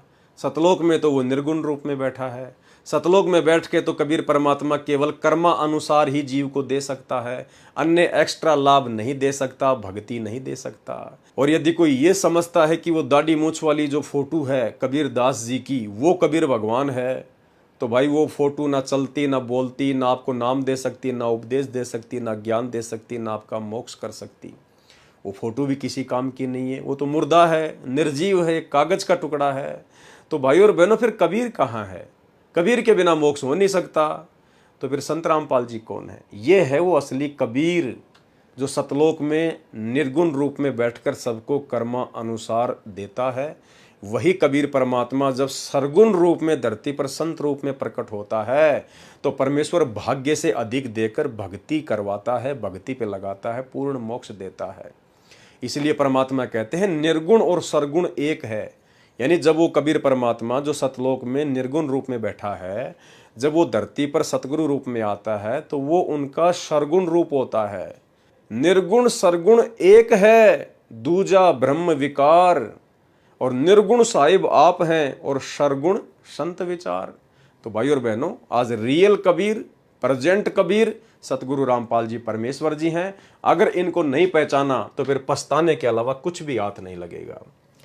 फिर भी यदि उन्हें नहीं समझ पाओगे, यदि नहीं जान पाओगे, तो आप जैसा मूर्ख कोई नहीं। अपने झूठे अभिमान के वश ये मानव समाज बंदी छोड़ सतगुरु रामपाल जी भगवान के चरणों में झुकने से डरता है। आपका अभिमान तो वैसे भी टूट ही जाना है, परंतु अगर आप इस मौके को चूक गए तो आपको जीवन भर पछताना पड़ेगा। कौन सा मौका? सतगुरु रामपाल जी परमेश्वर जी के रहते सहते यदि आप उनकी शरण में ना आए, और यदि शरण में आकर भी आप उनको ना पहचान पाए और उस भाव से आपने भक्ति नहीं की, तो भी आप ये मौका मोक्ष वाला चूक जाओगे। परंतु अगर आप इस मौके को चूक गए तो आपको जीवन भर पछताना पड़ेगा। मेरे वचन आपको कड़वे लग सकते हैं, लेकिन इस सत्य को समझने का विवेक केवल ज्ञान युक्त प्राणी ही कर सकते हैं। कबीर साहिब जी ने कहा है, कबीर लहर समुद्र की मोती बिखरे आए, बुगला परख न जाने हंसा चुग चुग खाए। क्योंकि परम हंस को तो केवल हंस ही समझ सकता है, भगवान को केवल भगत ही समझ सकता है। बाकी हंस या भगत के रूप में जो बगुले होंगे, जो अध कचरा होगा, वो अपने गुरुदेव भगवान को नहीं समझ पाएगा और ना ही कबीर परमात्मा के रूप में उनको स्वीकार कर पाएगा। बंदी छोड़ सतगुरु रामपाल जी भगवान को कोई महिमा की भूख नहीं है। भूख तो हमें है, हम जन्मों जन्मों से प्यासे हैं। हमने वह परमानंद का अमृत नहीं पिया, और वह अमृत बंदी छोड़ सतगुरु रामपाल जी भगवान के अतिरिक्त कोई नहीं पिला सकता। वह अमृत गगन गुफा में छुपा हुआ है। वर्तमान में जिसका भेद सिर्फ सतगुरु रामपाल जी भगवान ही जानते हैं, उस अमृत के विषय में गोरखनाथ जी ने कहा है, भंवर गुफा पर औंदा कुआ तहां अमृत का वासा, सुगरा होवे भर भर पीवे नुगरा जावे प्यासा। नुगरा यानी जिसने गुरु नहीं बनाया, गुरु बनाया तो नकली बनाया, अगर गुरु असली बनाया तो फिर गुरु को समझ नहीं पाया। कहते हैं वो नुगरा व्यक्ति उस अमृत पान का आनंद नहीं उठा पाएगा। सुगरा यानी जिसने सतगुरु बना लिया और सतगुरु को कबीर परमात्मा के रूप में जान लिया, कहते हैं वही उस अमृत का पान कर सकता है। जो किसी और को भी गुरु बनाए हुए हैं, वह भी वर्तमान में नुगरों की तरह ही प्यासे रह जाएंगे। तुम किसी परिवार या किसी के मित्र के कहने से शर्म मानते हो और बंदी छोड़ सतगुरु रामपाल जी भगवान की शरण ग्रहण नहीं करते हो, तो तुम अपनी आत्मा के दुश्मन हो। ये लोग तो इस जन्म में मिले हैं और मृत्यु के बाद नहीं मिल पाएंगे। फिर किस मुंह से इन लोगों के शर्म मान रहे हो? क्यों नहीं उस आत्मा के पिता के सामने झुक जाते? परमात्मा कहते हैं, लोक लाज ना कीजिए, निर्भय हो रहिए, और जय मन चावे राम को तो दासा तन धरिए। फिर गुरुदेव भगवान कहते हैं कि कुल करने के कारणे हंसा गया बिगोय। हंसा यानी भगत, बिगोय यानी रह गया, पीछे रह गया, डूब गया। कुल करने के कारणे, समाज की लोकलाज में आकर, कुल करनी के कारणे हंसा गया बिगोय। भाई फिर यो कुल के कर लेगा जब तू चार पाया का होए। जब अगले जन्म में गधा बनेगा, कुत्ता बनेगा, बैल बनेगा, उस समय फिर ये तेरा कुल, ये परिवार जिनकी लोकलाज में आकर तूने भगवान को पहचानने से इनकार कर दिया, तूने सतगुरु की शरण में आकर भक्ति नहीं करी, फिर वो समाज, वो तेरा भाईचारा फिर तेरे कहाँ जो है आड़े आएगा, कहाँ तुझे वो लाभ देगा, कहाँ वो तेरी हेल्प करेगा। एक समय की बात है, एक चोर बिल्कुल बूढ़ा हो गया। जब उसका अंतिम समय निकट आया तो उसने अपने पुत्र को नसीहत करनी चाहिए। अपने पुत्र को पास बुलाकर उसने कहा, बेटा मेरा अब आखिरी समय आ गया है, तो मेरी बात कान खोल कर सुन ले। चोरी हमारा खानदानी काम है, परंतु इसके कुछ नियम है। मैं तुझे नियम समझा देता हूँ, उन नियमों का पालन करेगा तो तू एक कुशल चोर बन जाएगा। सबसे पहले चोरी का पहला नियम है कि चोरी करते ही जो भी धन हाथ लगे उसे अपने पास मत रखना। चोरी का माल तुम्हारे पास से बरामद नहीं होना चाहिए, उसे कहीं छुपा देना। जब किसी को तुम्हारे ऊपर कोई शक ना हो तो धन को निकाल लेना और खर्च कर लेना। चोरी का दूसरा नियम है कि पकड़े जाने पर किसी भी कीमत पर गुनाह स्वीकार मत करना, क्योंकि यदि तुमने गुनाह स्वीकार कर लिया तो तुझे फांसी हो जाएगी। परंतु यदि कुछ प्रताड़ना सहन करके तुम जिंदा बच गए तो जिंदगी में सब कुछ है और तुम धन को फिर से कमा लोगे। तीसरा और अंतिम नियम ध्यानपूर्वक सुन। तू किसी संत महात्मा के चक्कर में मत पड़ना। तब उस चोर के लड़के ने पूछा, पिताजी इसका कारण क्या है? चोर ने मन में सोचा कि यदि ये संत महात्मा के चक्कर में पड़ गया तो ये सुधर जाएगा और चोरी छोड़ देगा, और चोरी से ही पालन पोषण होता है, हमारा खानदानी काम है, ये भूखा मर जाएगा। उसने कारण बताने से इनकार किया, पर कहा, मेरा ये वचन याद रखना, तू किसी संत महात्मा के सत्संग में मत जाना। इतना कहते ही चोर का शरीर छूट गया। लड़के ने अपने पिता का क्रियाक्रम करने के उपरांत ये मन में विचार किया कि छोटी मोटी चोरी करने से भला क्या लाभ, क्यों नहीं राजा के महल में सेंध लगाई जाए। जवान खून था, मन में जोश था, राजा के महल में सेंध लगाकर घुस गया तथा रानी के जेवरात चुरा लिए। जब सुरंग से भागने लगा तो किसी सिपाही ने देख लिया। दो सिपाही उसके पीछे लग गए। वह डर के मारे भागता रहा, पीछे देखता रहा कि राजा के सिपाही उसके पीछे ही आ रहे हैं। उसने सामने देखा एक सराय में यानी धर्मशाला में काफी भीड़ लगी हुई थी। वह दौड़कर उस भीड़ में घुस गया। उस सराय में कबीर साहिब के किसी संत का सत्संग हो रहा था। वह चोर भीड़ में जाकर चुपचाप बैठ गया। पीछा करने वाले सिपाहियों ने उसे उस सराय में घुसते हुए देख लिया। सिपाहियों को पता था कि यहाँ संत महात्मा का सत्संग हो रहा है, इसलिए उन्होंने सत्संग में दखल न देने का विचार किया और सराय के दरवाजे पर ही रुक गए। सिपाहियों को पता था कि इस सराय का केवल एक ही दरवाजा है। सत्संग के उपरांत चोर इसी दरवाजे से बाहर आएगा और उसे गिरफ्तार कर लेंगे। चोर ने देखा कि सिपाही दरवाजे पर ही रुक गए हैं, यह सुनहरा अवसर है।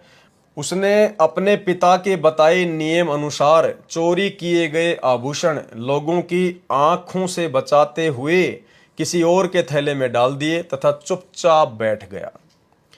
फिर उसने सामने देखा कि एक संत महात्मा सत्संग कर रहे हैं, तो उसे पिता का ख्याल आया। पिता ने कहा था कि किसी संत महात्मा का सत्संग नहीं सुनना। उसने अपने दोनों कान अपनी उंगलियों से बंद कर लिए। थोड़ी देर बाद ख्याल आया कि ऐसी क्या बातें बता रहे हैं ये महात्मा, दो बातें मैं भी सुन लूं। जैसे ही उसने उंगलियां कानों पर से हटाई, संत महात्मा किसी प्रकरण को छेड़े हुए थे और वचन फरमाया कि देवी देवताओं के परछाई नहीं होती है। तब उस चोर ने इतनी बात सुनी और फिर पिता के वचन का ख्याल आया और फिर से अपने कान बंद कर लिए। कुछ देर बाद सत्संग समाप्त हो गया। सभी अपने अपने घर जाने लगे। चोर भी दरवाजे से निकलने लगा। राजा के सिपाहियों ने उसे गिरफ्तार कर लिया तथा जेल में डाल दिया। रानी के दबाव देने पर राजा ने उस चोर पर खास सख्ती बरतने का आदेश दिया। सिपाही काफी प्रताड़ना देने के उपरांत भी उस चोर से सच्चाई नहीं उगलवा सके।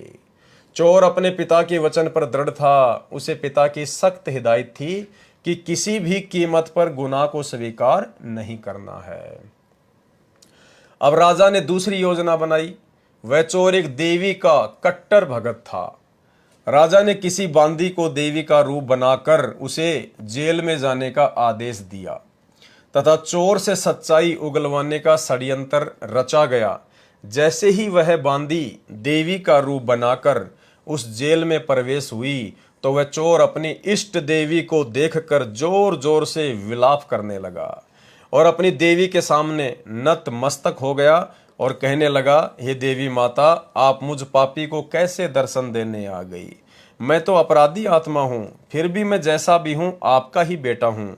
हे माँ, मुझ पर दया करो। तब वह देवी बोली, पुत्र, मैं तुम्हारे लिए ही आई हूँ। वैसे तो मैं सच्चाई को जानती हूँ, परंतु मैं एक बार तुम्हारे मुख से सुनना चाहती हूँ कि यह चोरी तुमने की है या नहीं। मैं कल सुबह तुम्हें आजाद कर दूंगी। अब वह चोर अपनी कुल देवी के सामने तो झूठ नहीं बोल सकता था। वह सच बताने ही वाला था कि इतने में उसने देखा कि जेल में जल रही एक मसाल की रोशनी से उसे देवी की परछाई जमीन पर पड़ती दिखाई दी। उसे उस संत महात्मा का वचन याद आया कि देवी देवताओं की परछाई नहीं होती। वह तुरंत समझ गया कि यह कोई देवी नहीं, यह तो एक षड्यंत्र है मुझसे सच उगलवाने के लिए। अब षड्यंत्र के बारे में पता होने के बाद वह और भी जोर से विलाप करने लगा। वह भी आडंबर करने लगा कि हे देवी, मैं तो आपका परम भगत हूँ और आप तो जानती हैं मैंने कभी चोरी नहीं की, मैं कोई पाप नहीं करता। न जाने ये सिपाही मुझे यहाँ क्यों पकड़ लाए।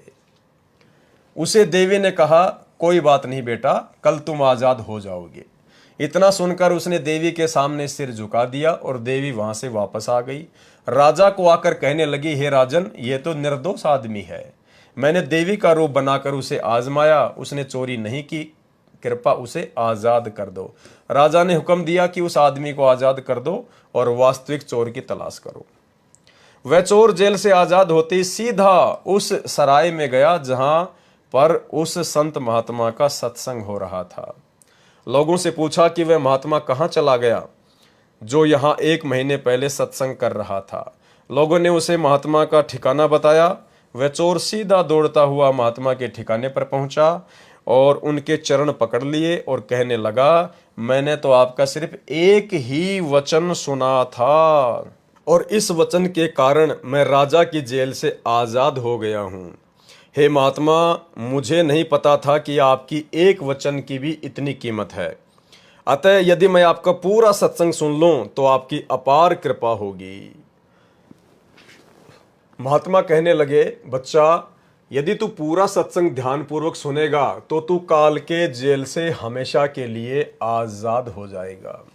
यानी भाई और बहनों, पूर्ण संत के एक वचन ने उस चोर को राजा की जेल से बाहर निकाल दिया। और यदि वो उसकी शरण में आकर पूरे सत्संग सुन ले, ज्ञान पे अमल कर ले, तो कहते हैं बेटा, अगर तूने पूरे सत्संग सुन लिए तो तू हमेशा हमेशा के लिए काल की जेल से भी बाहर हो जाएगा। और ये सौभाग्य भाई और बहनों, आप और हमें वर्तमान में सतगुरु रामपाल जी परमेश्वर जी के द्वारा प्राप्त है। और ऐसे स्थान पर चला जाएगा जहां किसी चीज का अभाव नहीं है। फिर तुम्हें चोरी करने की कोई आवश्यकता नहीं पड़ेगी।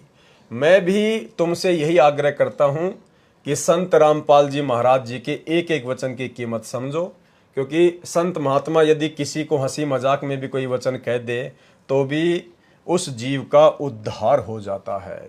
गुरुदेव भगवान कहते हैं, साधु बोले सहज स्वभाव और साधु का बोला मिथ्या ना जाए। साधु संत महात्मा जो पूर्ण होता है, यदि वो कुछ भी कहे अपने मुख से तो उसे आम वचन ना समझना। पूर्ण परमेश्वर सतगुरु रामपाल जी परमेश्वर जी के मुख कमल से निकला गया कोई भी शब्द, कोई भी वचन, कोई भी सेंटेंस निष्प्रयोजन नहीं होता है। भले वे सत्संग में कहें, भले वे सत्संग के अलावा कहें, उसका एक गहरा अर्थ होता है। परंतु संत रामपाल जी महाराज जी तो हमारे लिए बेहद चिंतित मालूम पड़ते हैं। वह हमें बच्चों की तरह प्यार करते हैं तथा रो रो कर अपने भूले भटके जीवों को राह दिखा रहे हैं। वह दिन दूर नहीं कि जिस दिन दरगाह से धनी का फरमान आएगा, यानी काल का फरमान आएगा और श्वास का हिसाब देना होगा। उस दरगाह में तुम्हारे पाप भी पुण्य की श्रेणी में गिने जाएंगे। ये थोड़ा सा दास को समझ में नहीं आया, भगत जी ने इसका क्या सोचकर लिखा है कि उस दरगाह में तुम्हारे पाप भी पुण्य की श्रेणी में गिने जाएंगे। दास थोड़ा समझ नहीं पा रहा है। वहाँ बदसलूकी होगी, वहाँ कोई किसी का नहीं है, वहाँ तो बस नियम काम करता है, जो जैसा करता है वैसा ही भरता है। वहाँ सब कुछ पूछा जाएगा कि तुझे श्वासों की पूंजी देकर भेजा था, उसका क्या किया, किस भाव में व्यापार किया, वहाँ क्या मुंह दिखाएगा।